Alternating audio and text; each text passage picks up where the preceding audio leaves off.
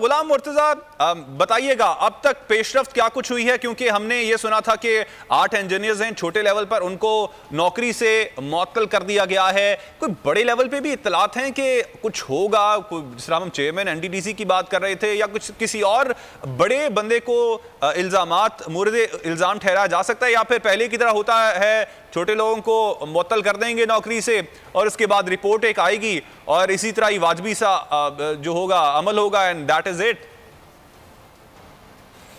उमर अयूब साहब बार बार कहते हैं कि हमारा कंप्यूटराइज सिस्टम है, हर गली हर मोहल्ला के फीडर्स ज़्यादा हैं, हम उसको ऑन ऑफ कर सकते हैं और एनपीसीसी के पास ये सारी सलाहियत मौजूद है। तो अब अगर पूरा मुल्क अंधेरे में डूब गया है तो इस हवाले से एनपीसीसी जो है उसका क्या किरदार है? इसका मतलब तो ये है कि सीधी जो ट्रांसमिशन लाइंस हैं उनसे बिजली डिस्कोस को जा रही है और डिस्कोस से बिजली घरों को जा रही है या सेंट्रल यूनिट्स को जा रही है, यहाँ पे ज़रूरत है कंज्यूमर को जा रही है। तो एनपीसीसी का क्या रोल रह गया कि अगर ये ब्रेकडाउन इतना बड़ा हो गया तो एनपीसीसी तो ये वजारत तक तमाम जिम्मेदार हैं, इस तरह से नहीं होता।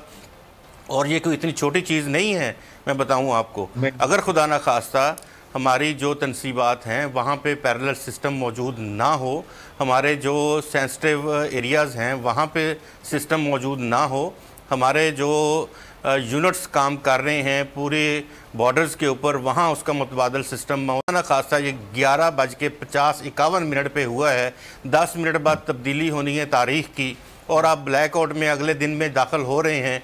दुनिया भर के बैंकिंग ट्रांजैक्शंस जो हैं वो कोई ऐसे मामलात खुदा न खास्ता वो हो सकते हैं, या किसी की जानिब से कोई शरारत हो सकती है अगर इतना बड़ा ब्रेकडाउन है।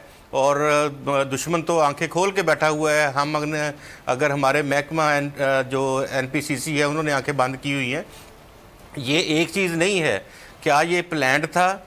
अगर तो ये सूरत हाल सारी लगती है तो इन सारे ज़िम्मेदारों इसकी इंक्वायरी नेशनली नहीं होगी, इसको इंटरनेशनली लोग ऐसे जो समझते हों पावर सेक्टर को, जो डिस्ट्रीब्यूशन को समझते हों, जो ट्रांसमिशन को समझते हों, वो लोग जो हैं इसमें इन्वॉल्व किए जाएं, वो बताएंगे कि इसकी वजूहात क्या हैं। इससे पहले भी इस तरह के बड़े बड़े काम हो चुके हैं और इसकी हमेशा से रिपोर्ट जो है वो नज़ला चंद एक लोगों के ऊपर डाल दिया जाता है। इसमें एनपीसीसी का हेड, एनटीडीसी का हेड और पेप्को का हेड और उसके साथ साथ वज़ीर जो है वो रिस्पॉन्सिबल हैं, 4 लोग।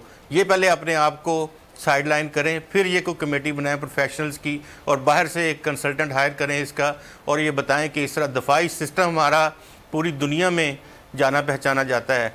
अगर ये हालत है हमारी कि एनपीसीसी ये कंट्रोल नहीं कर सकता, तो फिर मुझे बताइए कि उस वक्त खुदा न खास्ता कोई ऐसी कार्रवाई हो जाती, कोई ऐसा अल्लाह ना करे मेरे मुंह में खाक कि कोई मुल्क जो हर वक्त आंखें खोल के हमारे ऊपर झपटने के लिए तैयार बैठा हुआ है, किसी एडवेंचर मिस एडवेंचर के लिए हर वक्त वो हमें धमकियां देता है, तो ऐसे हालात में क्या कुछ नहीं हो सकता। बिल्कुल, जिनके खिलाफ कार्रवाई होनी है वो खुद अगर इस मामले पर मौजूद होंगे तो कैसे रिपोर्ट तैयार हो सकती है जो कि अनबायस्ड हो। एनी हाउ, हमारे साथ रही गुलाम मुर्तजा अब्बासी साहब, हुकूमत ने जिस तरह इस ब्लैकआउट को हैंडल किया, टैकल किया, आप उससे मुतमईन हैं? हुकूमत की जानिब से सही तरीके से डील किया गया?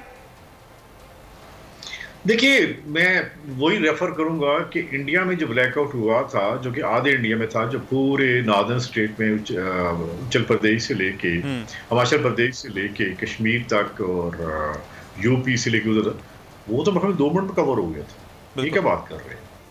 अब आप ये कहेंगे जी हमने इसको रिकवर किया, रेस्क्यू किया। देखें जी, रेस्क्यू करना, एवरीथिंग इज डिजिटाइज, ये कोई बड़ी बात नहीं है, आपने बड़ा कारनामा नहीं किया, ये बड़े लेट हुआ है, आपने बड़ा लेट किया, आपने सिस्टम को डैमेज किया, डैमेज करने की वजह से इतनी देर लगी है, आज भी ये फुली एनर्जाइज नहीं है। और एक बात जो आपकी ब्यूरो चीफ ने बात कही है, मुझे 2015 की जो मैंने बड़ी असिस्ट की थी उस वक्त के मिनिस्टर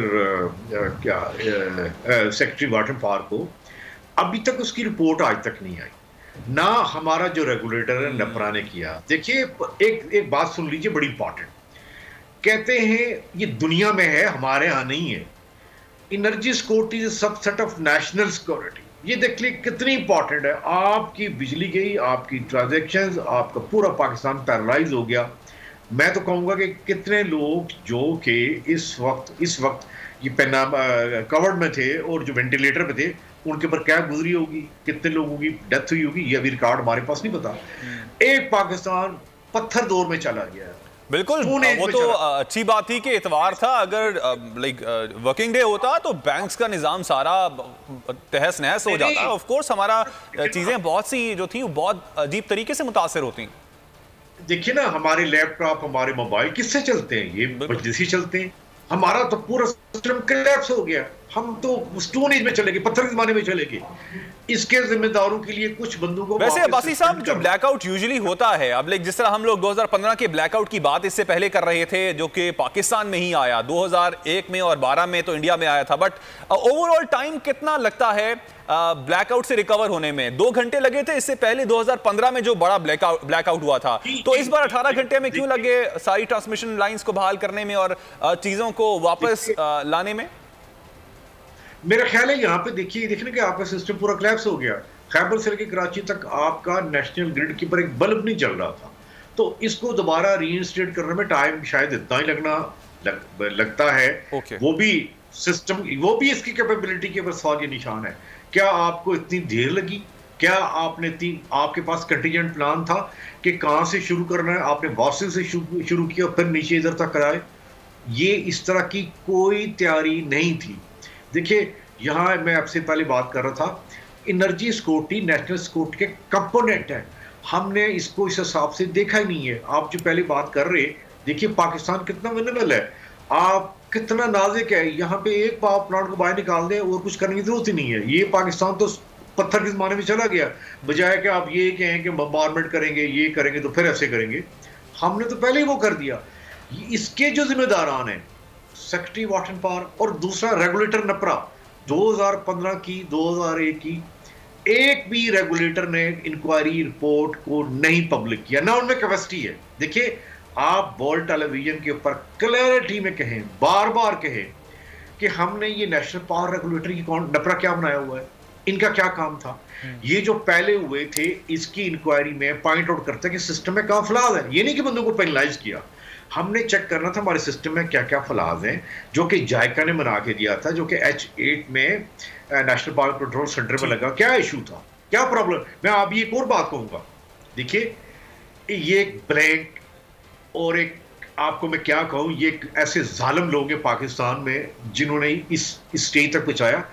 अब भी आप अपने मोबाइल से आप टाइप करें गूगल में इंडिया का पावर सिस्टम, आपको वहां पे वेब पे हर चीज की डिस्प्ले होगा, हर चीज वहां पे नजर आ रही होगी कि किस स्टेट से कितने पावर प्लांट चल रहे हैं, कहां से कितने आ रहे हैं, किसकी ट्रेड हो रही है। मिसालें तो बहुत देते हैं इंडिया की और अमेरिका की, और कंपैरिजन किया जाता है, लेकिन जब भी कोई बुरी बात होती है उसमें कंपैरिजन किया जाता है कि इंडिया में भी तो ब्लैकआउट होता है, यूएस में भी तो ब्लैकआउट होता है, लेकिन जब उनकी अच्छी बातों को फॉलो करने की बात आती है उसमें हम पीछे हट जाते हैं। सब्सक्राइब करें और बेल दबाएं ताकि कोई खबर रह न जाए।